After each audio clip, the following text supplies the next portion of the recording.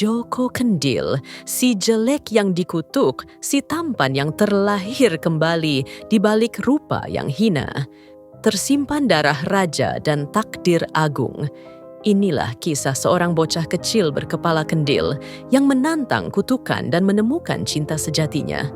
Di sebuah kerajaan bernama Asmawikana, sang raja hidup bersama dua wanita, sang permaisuri yang lembut dan bijak, dan sang selir, cantik, namun penuh iri dan dendam.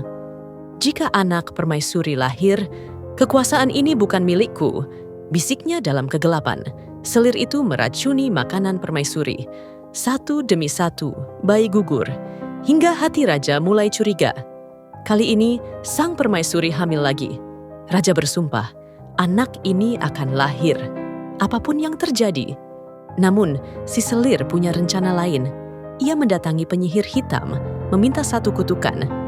Buat anak itu terlahir, tidak seperti manusia biasa. Permaisuri akhirnya melahirkan, tapi bayi itu berbadan munggil, kepalanya bulat dan keras, mirip kendil. Sang raja menangis. Permaisuri memeluk anaknya erat. Meskipun dunia menolakmu, aku tidak akan. Tapi sihir tak bisa dihancurkan hanya dengan cinta.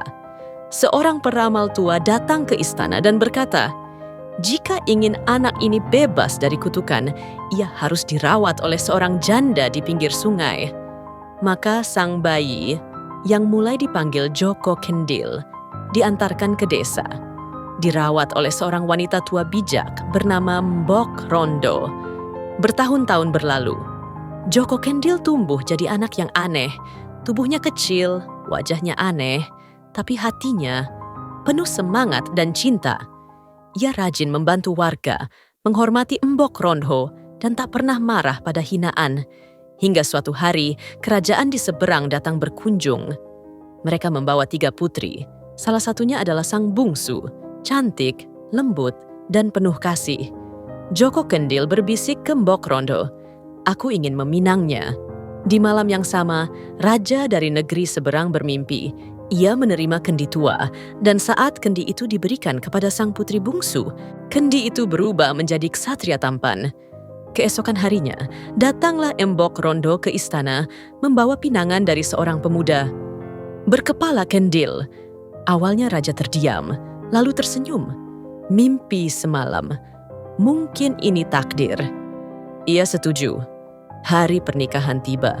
Semua orang tertawa, beberapa mencibir. Tapi sang putri bungsu menatap Joko Kendil dengan lembut. Aku menerima dirimu, apa adanya.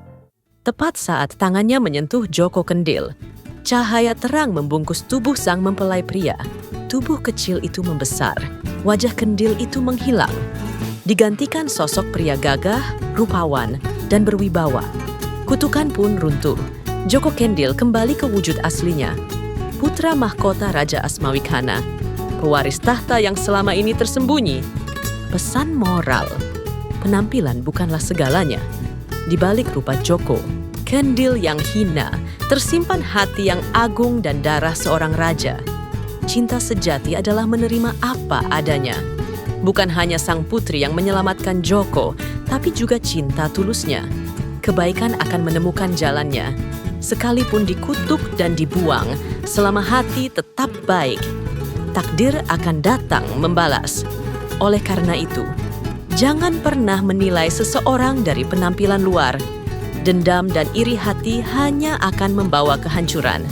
Cinta, ketulusan, dan pengorbanan bisa mengalahkan kutukan terjahat sekalipun.